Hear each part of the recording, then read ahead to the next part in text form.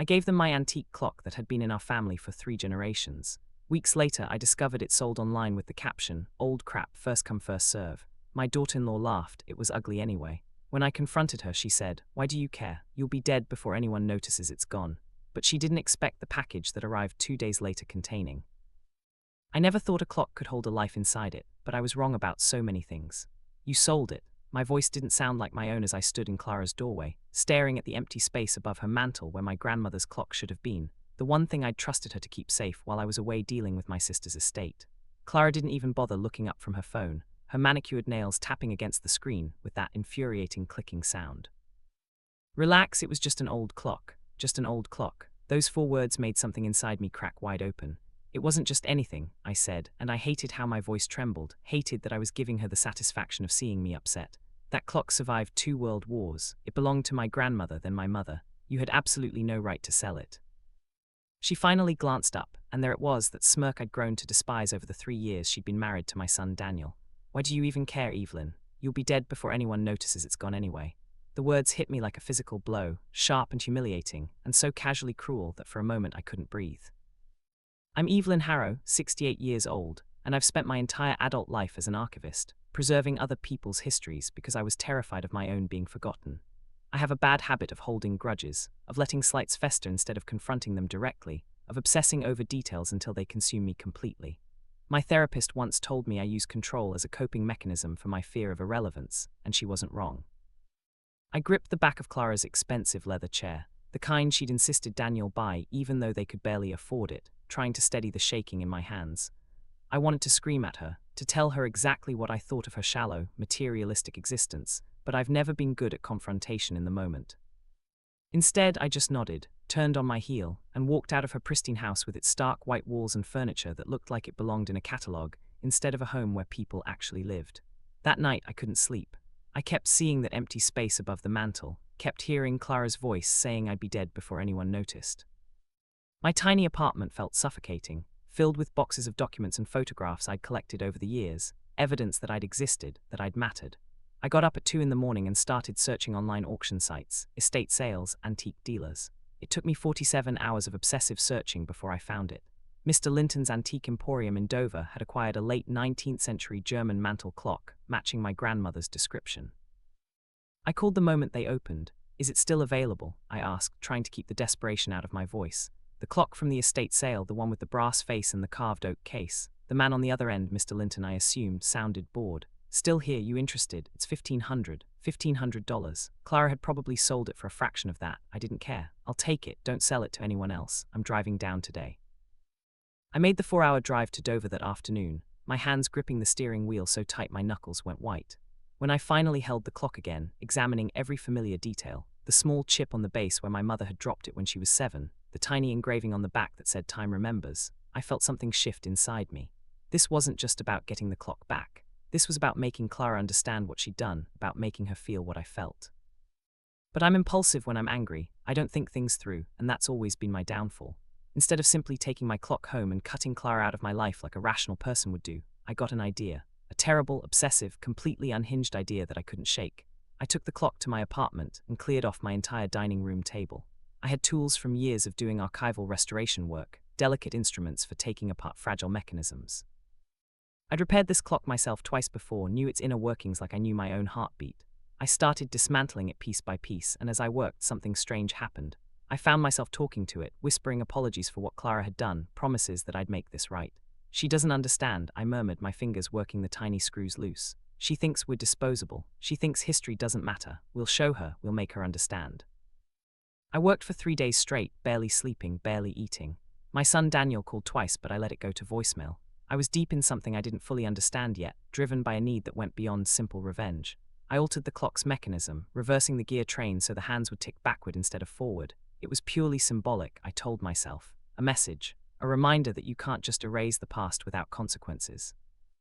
But as I worked, I started having these strange thoughts, these whispers in my mind that didn't feel entirely like my own. What if time itself could be unwound? What if I could make her feel what it was like to be erased, to be forgotten, to be treated like she didn't matter? I finished on a Tuesday evening, my eyes burning from lack of sleep, my back aching from hunching over the table. The clock looked exactly the same on the outside, but inside, everything ran backward. I wound it carefully, set it on the table, and watched the second hand begin its reverse journey. Tick, tick, tick. Each sound felt like a heartbeat counting down to something I couldn't quite name. I packaged it in velvet cloth, the same deep red material my grandmother had used to wrap precious things, and addressed it to Clara with no return label, no note, nothing to indicate where it came from. I drove to her neighborhood after midnight and left it on her doorstep like an offering to a deity I wasn't sure I believed in. Then I went home and waited. The first call came 3 days later. "Evelyn, it's Daniel. Have you talked to Clara lately?" My son's voice sounded strained, worried in that passive way he had where he never wanted to actually deal with conflict directly. "No," I lied smoothly. "Why? She's been acting strange, really paranoid. She got this package. An old clock, and she's convinced someone's messing with her. She says weird things keep happening." I felt a thrill run through me, dark and intoxicating. What kind of weird things? I don't know, she won't make sense when she talks about it. Something about photos changing, messages disappearing from her phone. I think she's stressed from work, but she keeps asking if you sent her something. "I don't know what she's talking about," I said, and technically it wasn't a complete lie. I didn't know what she was experiencing. I just knew I'd sent her the clock. "She says the clock is broken, the hands go backward." "That's impossible," I said. "Clocks don't work that way." "I know, right, that's what I told her, but she's freaking out about it. Can you maybe call her? She respects you." He said it so earnestly, so naively, that I almost laughed. Clara didn't respect me. She'd made that abundantly clear. But I agreed anyway, hung up, and immediately started researching. I spent hours diving into forums about antique clocks, about strange occurrences, about the psychology of guilt and paranoia. I told myself I was just curious, just wanting to understand what Clara might be going through. But deep down, I knew I was looking for confirmation that what I'd done could actually affect her, that my symbolic gesture had power beyond the mechanical. That's when my obsession truly began to spiral. I started going to Clara's neighborhood at night, parking down the street from her house, watching the windows. I saw her packing sometimes, saw shadows moving in ways that seemed agitated, frantic.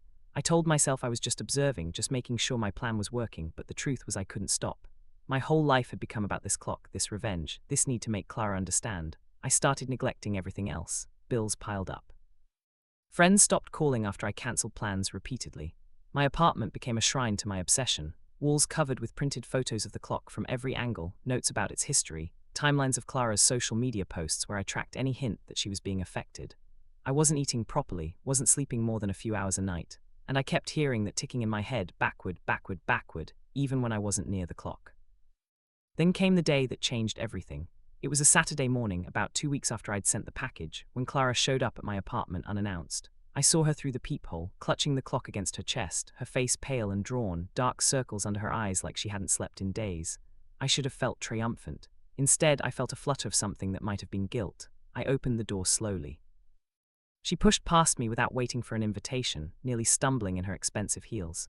"What did you do to this?" she demanded, her voice shaking in a way I'd never heard before. Clara was always so composed, so in control. Seeing her like this, disheveled and frightened, was jarring. "What are you talking about?" I asked calmly, though my heart was racing. "The clock, Evelyn, the clock you sent me. What did you do to it?" "I didn't send you anything." She slammed it down on my coffee table hard enough that I winced, worried she'd damage it. "Don't lie to me, I know it was you. This is the clock I sold, the one from your family, and it's doing things, Evelyn, impossible things." I looked at her for a long moment, then at the clock. The hands were still moving backward. Tick, tick, tick. "It looks like an ordinary clock to me," I said. "It's broken," she screamed, and I saw tears forming in her eyes. "It's messing with everything. My photos are different. I have pictures on my phone from last month and I'm not in them anymore, or I'm in different positions, wearing different clothes. Messages I know I sent to people are gone, just vanished. And people, Evelyn, people are forgetting things about me. My friend Mari's, we've known each other for 8 years, and yesterday she couldn't remember the trip we took to Barcelona 2 years ago. She looked at me like I was crazy when I brought it up. "That sounds like stress," I said carefully. "Maybe you should see someone." "I'm not crazy." She grabbed the clock again, holding it up between us. "This thing, there's something wrong with it. Every night I can hear it ticking in my bedroom even though I keep it downstairs. And sometimes, Evelyn, sometimes when I look in the mirror, I see myself but it's not quite right. Like I'm a few seconds behind my own reflection, or my reflection is showing me from 5 minutes ago, or I don't know, I can't explain it, but I know something is very, very wrong." I felt a chill run down my spine. This was more than I'd intended, more than should be possible from simply reversing a clock's mechanism, unless it wasn't just the mechanism I'd altered. Unless something else had happened during those 3 days I'd spent obsessing over it, whispering to it, pouring my hurt and anger into every adjustment. "Why do you think I have anything to do with this?" I asked. She laughed, a brittle sound that bordered on hysterical. "Because you're the only one who would care enough. Because I sold something that mattered to you and now you want me to pay for it. Because you've always hated me, Evelyn." seen the way you look at me, like I'm not good enough for Daniel, like I'm shallow and materialistic and wrong. You told me I'd be dead before anyone noticed the clock was gone, I said quietly. She blinked, taken aback. What? When I asked you about selling it, you said I'd be dead before anyone noticed. Like my life, my history, my family's legacy, it all meant nothing, like I meant nothing. Her face crumpled slightly. I was having a bad day. I didn't mean it like that. How did you mean it then? I asked, and I heard the edge in my voice, the sharpness I'd been holding back for weeks. How exactly should I interpret being told I'll be dead and forgotten? I'm sorry, okay? I'm sorry I said that. It was cruel and I didn't think about how it would hurt you. But this, Evelyn, whatever you've done with this clock, it's gone too far. I'm losing pieces of myself. I'm disappearing. Or perhaps, I said slowly, the words coming from somewhere deep and dark inside me, it's correcting things, showing you what it feels like to be erased. She stared at me, horror dawning in her eyes. You did do something to it. You cursed it or something, didn't you? Curses aren't real, Clara, that's just superstition. Then explain what's happening to me. I can't, I admitted, and it was the truth. I genuinely couldn't explain it. I'd altered a clock's gears, nothing more. What she was describing should be impossible, unless my obsession, my anger, my fear of being forgotten had somehow bled into the mechanism itself, had given it a purpose beyond simple timekeeping. Make it stop. She whispered, and now the tears were falling freely. Please, Evelyn, I'm sorry about what I said. I'm sorry I sold your clock. I was wrong, but please make this stop. I reached out and took the clock from her hands. It felt warm, almost alive, pulsing with each backward tick. I'm not sure I can, I said honestly. Why not? You did this, did I? I looked at her, this woman who'd dismissed my entire existence with 4 casual words. Or did you do this to yourself? Memories don't matter, you said. They're just things. Maybe the universe decided to test that theory. That's insane. You sound insane. Maybe I am, I said, and I meant it. Somewhere over the past 2 weeks, I'd crossed a line from justified anger into obsession, from wanting justice into wanting something darker. What happens if you keep it? She asked desperately. If I take it back from you, I thought about that. I don't know, but I think it might be too late anyway. Time doesn't move backward for free, Clara. There's always a cost. She backed away from me like I was dangerous, and maybe I was. You're crazy. You've lost your mind over a stupid clock. It wasn't stupid to me, I said quietly. That's what you never understood. Everything you think is disposable, everything you think doesn't matter because it's old or outdated or just taking up space, those things are made of people's lives, Clara. They're proof that we existed, that we loved, that we mattered, and you threw that away like trash. She grabbed her purse, stumbling toward the door. Stay away from me. I'm going to figure this out myself, and if anything else happens, I'm going to the police. And tell them what? That a clock is making you forget things. They'll think you need psychiatric help. She slammed the door hard enough to rattle the frame.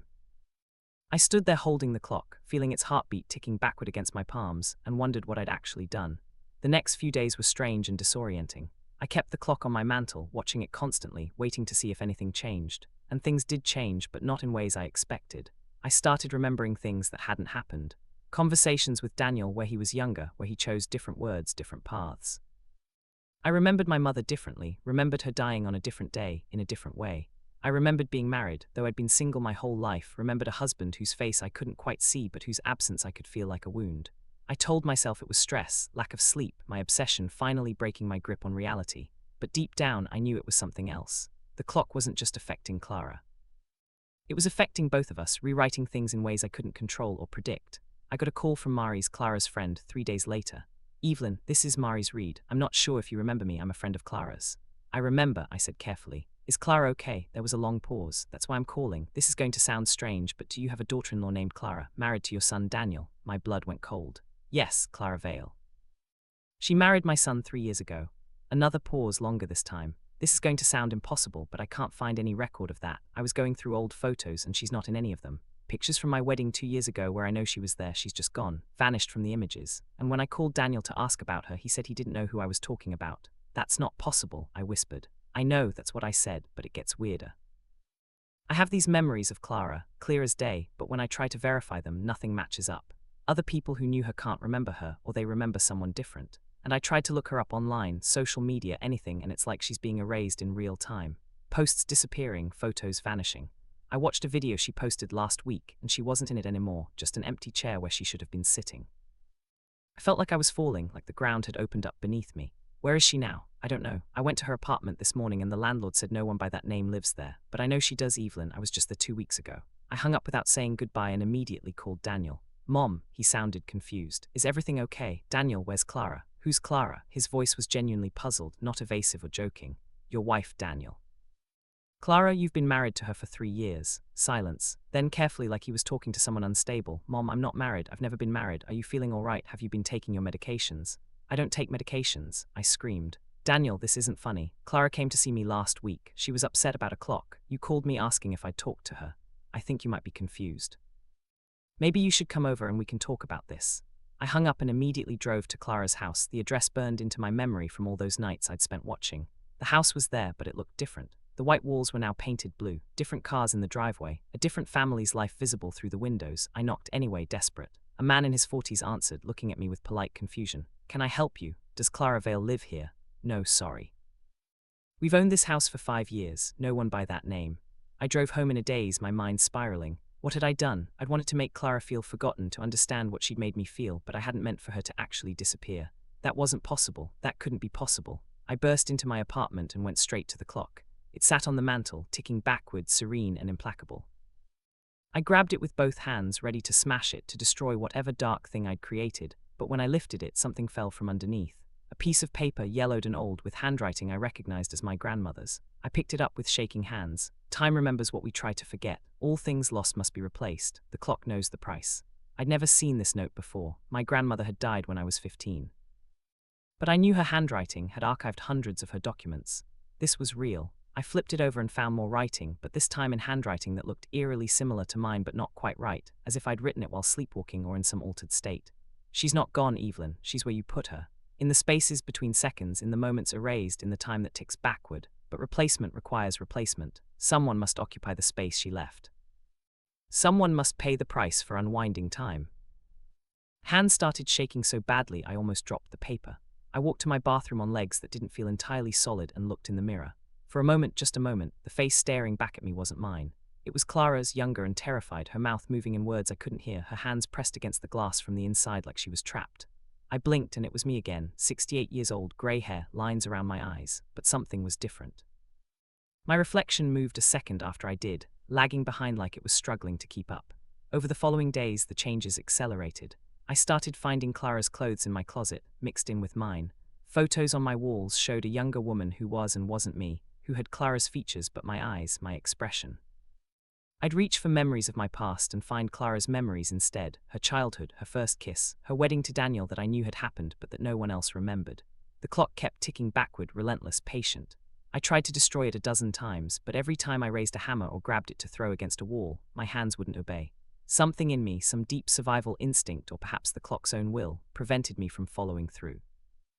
I called Mr. Linton, the antique dealer, desperate for answers. The clock you sold me, I said when he answered. What do you know about its history? Just what I told you, he said, sounding bored. Came from an estate sale, late 19th century German mechanism. But where did it come from originally? Who owned it before my grandmother? How should I know? It's been around for over 100 years, could have had dozens of owners. There has to be records, provenance, something. He sighed. Lady, it's a clock. I don't keep detailed genealogies of furniture. You bought it, it's yours, that's the end of the transaction. Did anyone else ever return it? Ever complain about it doing strange things? A pause. What kind of strange things? Just answer the question. No one's ever returned it because you're the first person who's bought it from me. I acquired it last month. Before that, it belonged to a woman named Evelyn Harrow who died in Dover. Estate sale from her apartment. Her son said she'd been obsessed with it near the end, kept talking to it like it was alive. The phone slipped from my hand and clattered to the floor. I died in Dover. The clock came from my own estate sale, but I wasn't dead. I was right here, alive, talking on the phone, except I wasn't in Dover. I was in my apartment in London. I'd always lived in London. Hadn't I? I scrambled to pick up the phone, but Mr. Linton had already hung up. I tried to call back, but the number went straight to a disconnected message. I pulled up the website for his shop and found nothing, just an error page saying the site didn't exist. I looked down at my hands and they seemed to flicker, to shift between young and old, between mine and Clara's, between solid and transparent. The apartment around me started to feel unstable, like a stage set that someone kept rearranging when I wasn't looking. I ran to the clock and opened it with shaking hands, revealing the reversed mechanism inside. But there was something new now, wedged deep in the gears. A photograph. I extracted it carefully and felt my heart stop. It showed 2 women standing side by side in front of the very clock that now sat in my living room. One was my grandmother as a young woman. The other was me, exactly as I look now, 68 years old, standing in my grandmother's time, in a photograph that should have been impossible because my grandmother had been dead for over 50 years by the time I reached this age. I flipped it over. On the back, in my grandmother's handwriting, the curse passes through blood. The clock finds who it needs. I'm sorry, Evelyn, I tried to warn you, but some legacies can't be refused. That's when I understood.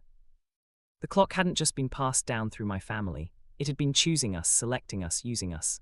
And now it had found its way back to me, had orchestrated everything, Clara's cruelty, my revenge, the perfect storm of hurt and anger that would make me pour myself into its mechanism and give it the power to rewrite time itself. Clara hadn't disappeared, she was being replaced. And I was disappearing into her place, our identities blurring and merging, time folding in on itself like paper. I am Evelyn Harrow and I am Clara Vale, and I am neither and I am both, and I am the spaces between seconds where lost things go. The clock ticks backward and I tick with it, unwinding, unbecoming, paying the price my grandmother paid and her mother before her. The price of trying to control time, trying to make people remember, trying to force the world to acknowledge that we mattered, that we existed, that we were more than just things to be discarded and forgotten. I spend my days now, however many I have left, writing this down on paper because I can't trust digital devices anymore. They erase me in real time. I write it over and over, my story and Clara's story and my grandmother's story, all tangled together like the gears in the clock. Hopping someone will find it, hopping someone will understand. The clock sits on my mantle, ticking backward, counting down to the moment when I finally disappear completely, when Clara takes my place in the past and I take hers in the spaces between, when the replacement is complete and time balances itself once more. Sometimes in mirrors now I see all of us, every woman the clock has taken, standing together in our shared reflection, young and old, remembered and forgotten, our faces overlapping like a photograph exposed multiple times. We smile at each other, sad and knowing, victims and perpetrators of our own curse, bound together by blood and time and the relentless backward ticking that never stops, never slows, never forgives. My last coherent thought before the final unwinding begins is this. I wanted Clara to understand what it felt like to be erased, to be forgotten, to be treated as disposable. And she will. She'll understand completely. Because she's becoming me, taking my place in the past, inheriting my life and my memories and my death in Dover, alone with an antique clock that ticks backward. And I'm becoming her, young and sharp and cruel, learning too late that some revenge carries a price far greater than the original wound, that when you try to rewrite time itself, time rewrites you in return. The clock chimes now, once for each hour that never was, for each moment erased, for each person who forgot. And I fade, Clara fades, my grandmother fades, until we're all just echoes in the mechanism, ghosts in the gears, warnings that no one will hear because who listens to old clocks anymore, who values history, who remembers the dead. I gave them my antique clock that had been in our family for 3 generations, and it gave me back everything I thought I wanted. Revenge, justice, the satisfaction of making someone understand my pain. But it took everything I was in exchange, everything Clara was, everything we both could have been if I hadn't let my fear of being forgotten consume me, if I hadn't let my flaws and obsessions drive me to cross a line that should never have been crossed. Time doesn't move backward for free. And now I know the price. Now we all know the price. And still the clock ticks, backward, backward, backward, waiting for the next person who will inherit it, who will feel dismissed or forgotten or erased, who will pour their hurt into its mechanism and start the cycle again, because that's what it does, that's what it's always done, that's what it will always do until someone finally has the strength to let it go, to choose forgetting over this terrible kind of remembering. But that person won't be me. Because I'm already gone,